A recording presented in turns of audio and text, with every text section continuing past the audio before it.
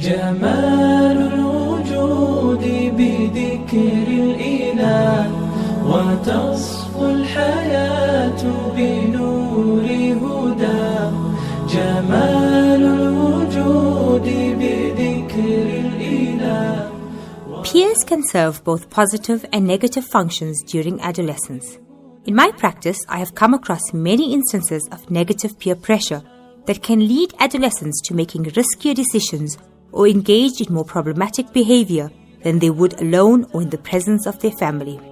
Teenagers are much more likely to drink alcohol, use drugs, and commit crimes when they are with their friends than when they are alone or with their family.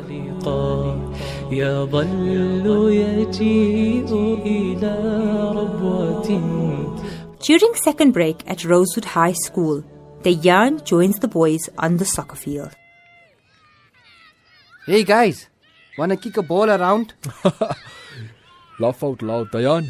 The only exercise we get is in compulsory PE class. Oh, but I thought... Chill, boss. Would rather kick back and relax than do any hard labor during break. Here, try this. Oh, no thanks. I don't smoke. What? You've got to be kidding. What do you mean? You don't smoke? I mean... Relax, bro. Tipo isn't offering you a cigarette. He's rolled a joint. A joint? But that's even worse. And what if the teachers catch you? The teachers here don't really care. There's like over 1,000 kids at the school. How do you think they're gonna catch us? Plus, dacha is legal nowadays. It may be legal, but that doesn't make it halal. You're a Muslim, Fuad. You should know that. Correction, bro. I was a Muslim. Huh? But didn't you tell me that you're a Muslim? Just not practicing? Well, yeah, something like that. But now I've decided that religion is too deep for me. Cool, man. Maybe you can hop off over to my side. Life is so much easier as an atheist. No pressure, Sounds like a plan. Yeah, I also left church recently. I don't know if atheism is for me, but maybe I'll turn agnostic. Still deciding, But yeah, no pressure sounds good. You guys can't be serious. How can you just suddenly choose not to believe in God or in religion? Dayyan, my bro, you come from a really orthodox kind of background, right? Yeah, so? Just stick around here a little longer and that attitude will wear off, boss. You'll see. In a totally mixed environment like this, you'll soon start questioning your beliefs. And that's not such a bad thing, right? Yeah, we've been taught to question everything. So why not religion? It is stated in a hadith, being alone is better than being with bad company, and being with good company is better than being alone. Narrated by Al-Bayhaqi. Dayyan is stunned by the other three boys' notion of religion. But for a reason he cannot fathom, he remains in their company until the end of break. As the day wears on, their conversation replays constantly in his mind, and he decides that he will make it his duty to educate his three new friends about the Deen of Islam, in the hope that he will be able to guide them to the straight path.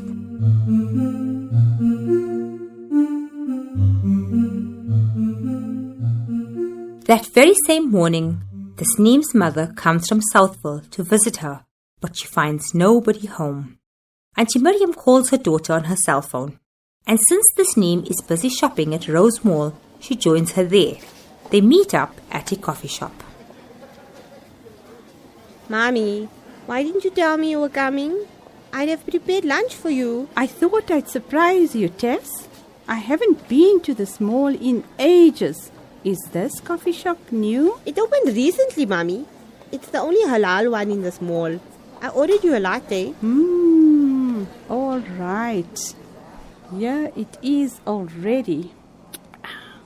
This coffee's really good.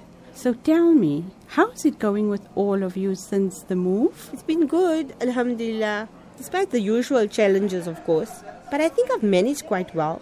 Even though you weren't around to help me. I'm so sorry, darling. We were away on that cruise, and when we got back, the geyser burst. I've been so busy trying to get the house back in order. Today is the first time I could manage to come out. Anyway, the kids are all settled in at school. Zaid's knee-deep in work, and I'm busy decorating the house. I can see that from the amount of parcels you are carrying. Don't you think you should take it easy with the buying, Tess? I mean, I'm sure you don't really need all these ornaments and frames right now. Oh, Mommy. You sound just like Zaid. He's been complaining that we shouldn't rush to do up the house. But you know, I can't stand sparse living. You didn't raise me to be a minimalist. I'm just saying you shouldn't overspend right now with the move. I'm sure Zaid has enough other expenses. Anyway, how's Sarah? I've been most worried about her. I text her often, but she still sounds quite down. Oh no, she seems to be fine. She was just being difficult, not wanting to start a new school. With good reason, of course. It's not easy to start a new school in your matric year. Well, she's over that now. She doesn't realize what a good opportunity it is. Going to a school of this caliber instead of this basic school we have in Southville. At least this way she can be guaranteed a space at university. Don't be so sure of that, Tasneem. If she's unhappy and her marks fall, she won't get in for medicine, no matter how good the school is. Now tell me, how Zaid's doing? Daddy tried calling him yesterday, but he won't take the call. He's so busy at work. He doesn't have time for us anymore. He just works and works. Well, what did you expect? You pushed him to take this job. So obviously you must know that he needs to put in many more hours to make a success of it. Mommy, if I didn't push him, he would never achieve his potential. And we'd be still stuck in boarding old Southville. You know how laid back Zaid is? And then where would we be? Southville isn't that bad, you know. You and Zaid both grew up here, and you both still managed to get a good deen and dunya education. Speaking of which, what are you doing about madrasa for Dayyan and Zanira? Zaid said he'll meet the Hifz Mulana when he goes for Jummah tomorrow. We'll enroll Dayyan at the Hifz classes that run at the masjid here. And Zanira started at an appa that gives classes from home. I'm so glad Dayyan is going to continue with his Hifz. Why didn't you put Zanira in a proper maktab? Is this appa a reputable alima? Of course she is. I did a background check before I put Z there. And the maktab here is too strict with their times, so I'm not going to send her there. Of course they have to be strict. A 13Z should be attending consistently. Does she go to this appa every day? No, only twice a week, because her schedule is so full with her after-school sports and extramural programs. The appa is quite flexible. Twice a week is not enough for her, Tess. Mommy, we have to make some sacrifices to get the best out of this opportunity we've been blessed with. Oh, it's the guy for the aircon. He's coming out just now to install the central air conditioning in the house. Sorry, Mommy, I'm going to have to leave. Tasneem hastily pays for the coffee and kisses her mother goodbye before rushing back home. Auntie Miriam remains seated and finishes her coffee, thinking over what her daughter has told her. She is upset that Tasneem seems to be changing her mindset. How will they survive in this new environment if they do not find a balance between deen and dunya?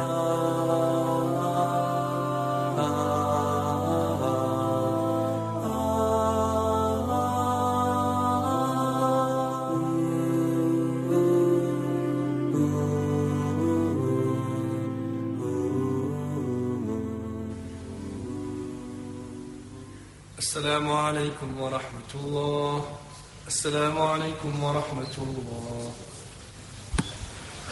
الله أكبر. استغفر الله استغفر الله. اللهم أنت السلام ومنك السلام وإليك يعود السلام. تباركت يا ذا الجلال والإكرام.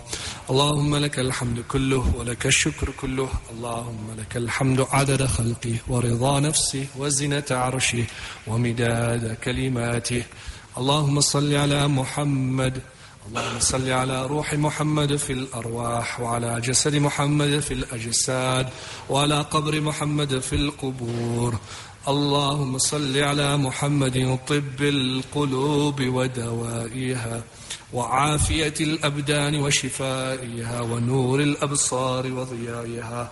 ربنا ظلمنا أنفسنا وإن لم تغفر لنا وترحمنا لنكونن من الخاسرين اللهم لا تدع لنا في مقامنا هذا ذنبا إلا غفرته ولا هما إلا فرجته ولا مريضا إلا شفيته ولا ميتا إلا رحمته ولا حاجة من حوائج الدنيا هي لك رضا إلا قضيتها ويسرتها يا أرحم الراحمين اللهم التف بنا في تيسير كل عسير فإن تيسير كل عسير عليك يسير ربنا هب لنا من أزواجنا وذرياتنا قرة أعين واجعلنا للمتقين إماما رب ارحمهما كما ربياني صغارا ربنا تقبل منا إنك أنت السميع العليم وتب علينا يا مولانا إنك أنت التواب الرحيم سبحان ربك رب العزة عما يصفون وسلام على المرسلين والحمد لله رب العالمين برحمتك يا أرحم الراحمين. Zaid has taken off from work for an hour to attend the Jumu'ah Salah. He gets a special concession from the school for Dayyan to join him, and they go to the North Rand Masjid about 3 kilometers from where they live. After the Jumu'ah Salah, they wait until most of the Musallis have left before approaching the Imam. Assalamu alaikum, Maulana Ismail. Wa alaikum salam. Gee, I'm Maulana Ismail. How can I help you, brother? I'm Zaid Raja, and this is my son Dayyan. We've just moved to Rosewood recently, alhamdulillah. MashaAllah. Welcome to the community, man. Where are you from? We are from Southville. Ah, good area, mashallah. Solid Muslim community in Southville. Gee, Maulana, I was just wondering if I could speak to you about the Hifz program here at the masjid. I'm assuming for your son, right? Dayyan. Have you started Hifz already? Gee, Maulana, I've been doing these for the past 3 years. And what about Maktab? Maulana, I left Maktab after grade 7 so that I could concentrate on my Hifz.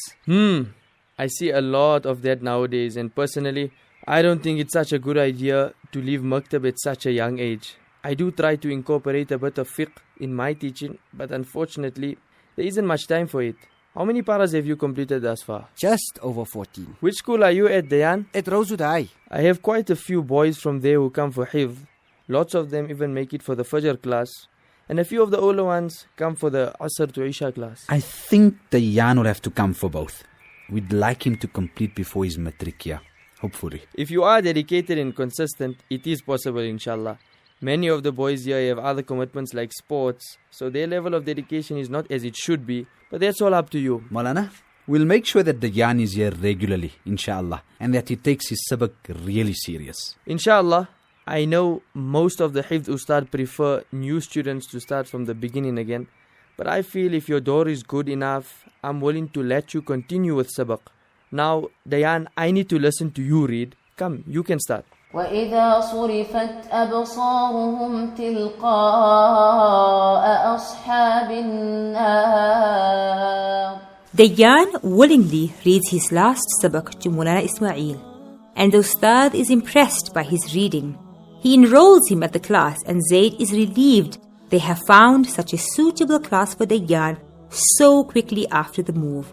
It is an unfortunate but common reality that before relocating, Tasneem ensured that her kids were enrolled at a top school, but the consideration regarding finding a suitable madrasa came only after the move.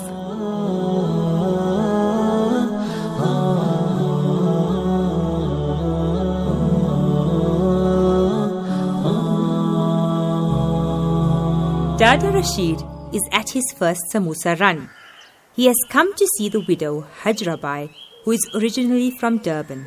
She's staying at her daughter Fatima's house in Southville, while her son and his family are on a cruise. Fatima leaves her mother to chat to him in the lounge while she goes to the kitchen to make tea. Feeling awkward and a bit unsure of himself, Dada Rashid is relieved to find Hajrabai quite talkative. So, Rashid Bhai, how many children do you have? Just 2. My son Zaid is married and has 3 children. But he moved to the North Rand recently. And I have a 24-year-old daughter who lives with me, Aziza. Oh, so your daughter isn't married yet? No. She completed her degree in psychology. But now she's doing her anima course. Oh, so nice. But the girls nowadays, they study too much, eh? Can't they just do one thing? Then they settle down so late. And they can only have 1 or 2 children because their clocks are already ticking, huh? Oh, I don't know. I think it's a good thing that my Aziza is becoming an alima. Nobody said it's a bad thing, Rashid Bhai. I'm just saying they don't know when to stop. My own granddaughter Safia in Durban finished her degree as a speech therapist, and now she wants to do another course in life coaching. You know, in our day, you never needed a psychologist or a life coach to tell you how to live nicely with other people. All the young people I know are in therapy. Well, I suppose you have to find a balance, right? We all have problems, but sometimes we just need a little help learning how to deal with those problems. And a therapist is trained to do that job. Oh, you're right, Rashid Bhai. Hey, we all have problems. I can tell you about problems, You know, at my son Ishaq's house in Westville, we even had jinn and all living with us. Jinn? Really? Yeah, it's true. But don't worry, we managed to get rid of him. Long story. But you have time, I'll tell you all about it. Dada Rashid is now feeling uncomfortable. He has an urgent need to get away from this woman, but he can think of no way to excuse himself without offending her. Suddenly, his phone starts to ring, and he is relieved to see that Zaid is trying to get hold of him. He tells Hajrabai that he will be in touch and hastily leaves the house, returning Zaid's call as soon as he gets into the car.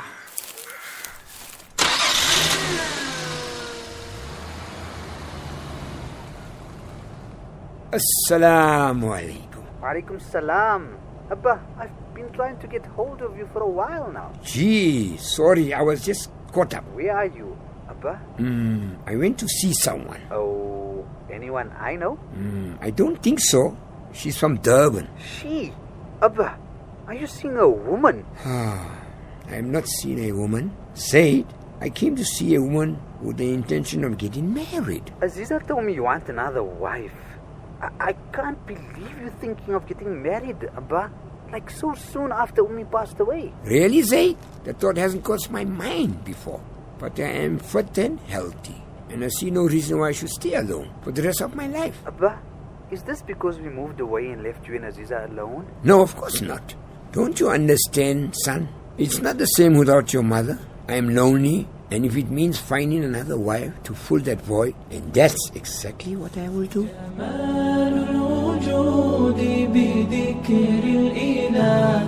وتصفو الحياة بنور هدى جمال الوجود بذكر الإله وتصفو الحياة بنور هدى وتطلب نفس له طاعة ويبلغ سعد إلى منتهى فؤاد شغوف إلى رب